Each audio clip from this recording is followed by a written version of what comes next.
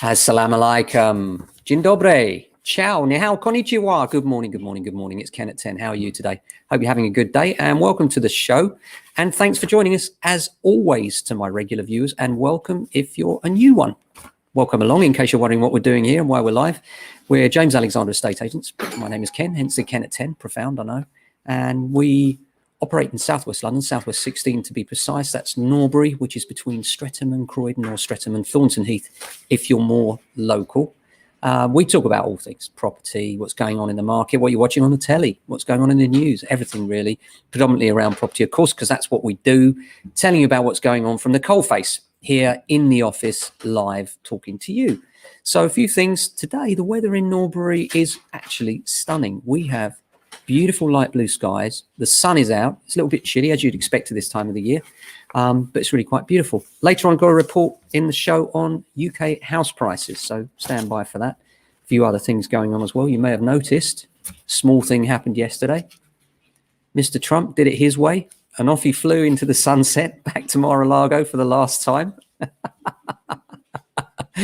And Joe Biden is now the new US president, and be interesting times, totally different. The first thing he does, gets back in the WHO, starts the Paris Climate Agreement back up again, and makes people wear masks. What a revelation, what a breath of fresh air. Let's hope that it continues. One of the things that I heard today was about the tragedies in his life with his children, the loss of his wife and everything else. And I heard someone on the news this morning saying that, you know, one of the things that he said about that was, you know, rather than the often heard phrase, why me? What Biden said was, why not me? And I thought, wow, that's really powerful, actually. And yeah, so hopefully he'll be a breath of fresh air for the American economy. Certainly the markets seem to think so. The markets bounced yesterday. I think that was partly on the fact that Washington wasn't stormed, mind you, with all those soldiers there. I wouldn't imagine it would be, would you? Anyway, back onto other things. TV, I mentioned a new show to you the other day called The Bay. And that started up again yesterday, new series. If you haven't watched the first series, then I highly recommend it. And do let us know what you're watching, because everyone's in lockdown, a bit bored. Might want to know what you're watching, what you're finding inspiring and interesting to watch. But great drama, great gritty UK Brit drama, The Bay, new series on ITV at the moment. Highly recommend that. Kind of quite gripped by it personally. What else is going on? Got a little interview for our auction group today. You may know that we do auctions here at James Alexander, and we do them all over the UK, and a little bit of training for some of the other group members on how we use social media to get instructions outside of the immediate area which we actually reside in, because we do get auction lots all over the country. And yeah, that'll be interesting. We've also got a conference with our affinity partners in a fantastic group where we're all looking to boost our social media presence and our level of instructions, and really to get the edge on our competitors, because we always look for things that we can do to be better. You know, I always think, you know, people say, what makes you better? Well, there's no one thing that makes us better, but we do have lots of little things that we try and do which add up to one big edge. And we never, ever would say, oh, that's it. You know, we're better because X, Y, and Z. Actually, we're always saying, how can we do things better? What can we do? How can we improve things? And that's why we're constantly training, looking at new ideas, trying to think outside of traditional agency. And one of the reasons why we do this show, which has been very, very good for us in terms of people talking to us and feeling like they know us before they actually meet us, which is quite lovely, actually. A few bits of news on the property front now. New mortgage figures on repayments have been released. UK finance figures show that around 130,000 homeowners in the UK are unable to pay their monthly mortgage costs. But the other side of that is 80% of the 1.9 million homeowners who took a mortgage holiday as a result of the coronavirus pandemic are now making full repayments. 80%, 8 in 10 people that took those holidays are now making full payments. UK Finance's Eric Leanders commented, it always in the long term will be in the interest of borrowers to resume making payments if they're able to do so. However, for those still needing support, it will still be there. But I do think it's quite revealing and quite it shows really the resilience financially of the UK market, partly due to the fact that interest rates are low. You know, we've been saying for some time, people are saying the market will fall off a cliff if the stamp duty is not extended. I don't think that's quite true, because I think two things will be happening at the same time. Number one, the pandemic will be starting, I hope, to come to an end.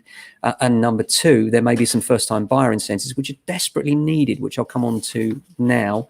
And hopefully those things together might take up the slack. I'd still like to see that duty deadline extended, of course, as would all UK agents. And I think it's the right thing to do, Mr. Sunak. So we know he watches the show. Hi, Rishi. Please do extend it. We've got the 100,000 petitions gone over now. Has to be debated. I think we'll hear about that on March the 3rd when he does his mini budget. So we'll see about that. Low deposit mortgages return. Well, they do, but not well. Here's the article anyway from the Telegraph. What it says is low deposit mortgages are returning to the market as the property sector recovers from COVID-related slowdown. Mortgage products for homeowners with a deposit of 10% have risen more than fourfold compared with last summer's low. That's good news. You know, lenders are starting to allow borrowers to borrow a little bit more, and that's really, really crucial. At the same time, first-time buyers putting money aside for deposit, faced with the pressures of poor savings rates and rising house prices, of course. Yeah, that makes sense.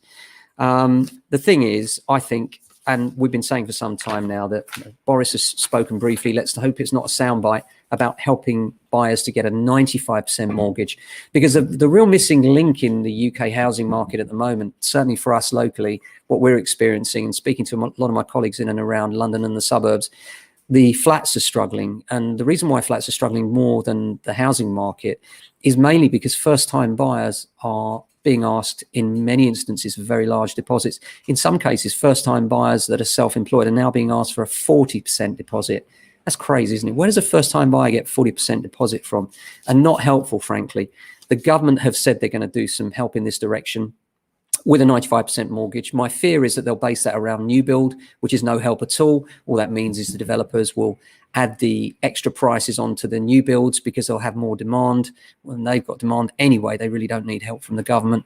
The rest of the market needs help and support, and it needs help because first-time buyers that sell flats buy houses, and that boost could even take the place of the stamp duty holiday, because they're the people at the moment that are stuck for various reasons, including the EWS1 and Grenfell scandal and the inability of many first-time buyers to get on the ladder. And talking of which, you know, there are lots of landlords that have used the opportunity of the stamp duty holiday to decide to sell up. And this is a problem for renters. And there's another article which says that half of all people living in rented accommodation in the UK worry that their housing circumstances are becoming unstable despite the evictions ban. And this is a report from the Aldermore Bank. Earlier this month, ministers announced that landlords would be unable to evict tenants until at least the 21st of February. But tenants are right to be worried, because the problem is that the more you push landlords into a corner and restrict them from being able to do what they need to do in terms of evicting tenants via Section 21, which in my experience, they never do lightly. You know, the vast majority of landlords, just like the vast majority of tenants, are decent people, and they're just looking quite often to supplement their pensions or supplement their own salaries, or in some cases making no profit at all and literally sitting their property in their pension fund in the hope that property will beat inflation and therefore be their pension income in later years. And from that point of view, landlords are worried. They're worried about the new Section 21 rules coming along, which withdraw Section 21 and make landlords unable to use a no-fault eviction notice in the future. In the meantime, of course, as we spoke about yesterday, the notices are now generally 6 months, except in extreme circumstances, and landlords are considering that quite punitive. Not only that, but there's still an eviction ban up until the 21st of February, meaning that even if you had an order, you couldn't do anything about it. And this is quite intimidating for some landlords. I know it's intimidating for tenants as well, thinking about landlords potentially selling up. And what tenants want is more security, and that's understandable. But what landlords want is more security too. And that balance has to be struck very finely for the UK rental market to work. The private landlord is such a huge part of the UK housing market now. And if you treat them unfairly, or they're perceived as being treated unfairly through tax and other measures, then they'll run a mile and put their money elsewhere. And that will lead to a further shortfall. And the government do not have the money, the resources, or the new build help in order to take up that slack. So it's very important that that balance is carried through. A new form of tenancy would be helpful in my view, where tenants have security of tenure, but also landlords have the right to take their property back after maybe fixed periods of time, maybe 2-3 years.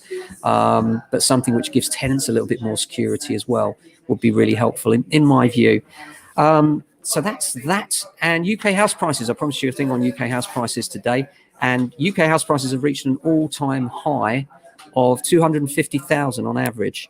Land Registry data shows the average price rose to 250,000 in November. Property values rose 7.6% across the UK in the year to November, with this marking the steepest annual price growth since June 16.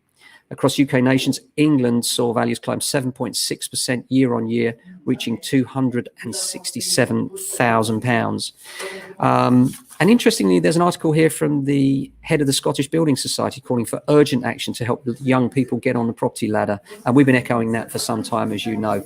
And I think the government needs to help our young people. And I think it's very short-sighted to think, oh, everything's okay. You know, a few houses are selling just because they've done this incentive with stamp duty.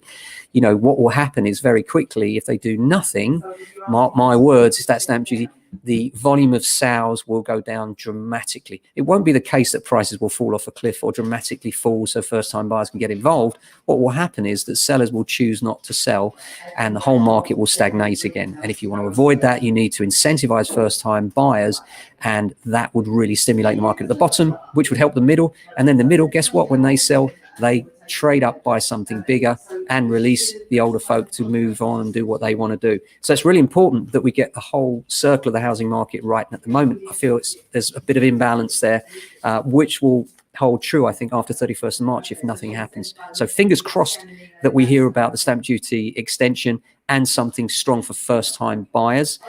That's it from me today. Hope you're having a good day. We'll be back tomorrow with another Ken at 10. Stay safe and well, and I hope you have a fantastic day.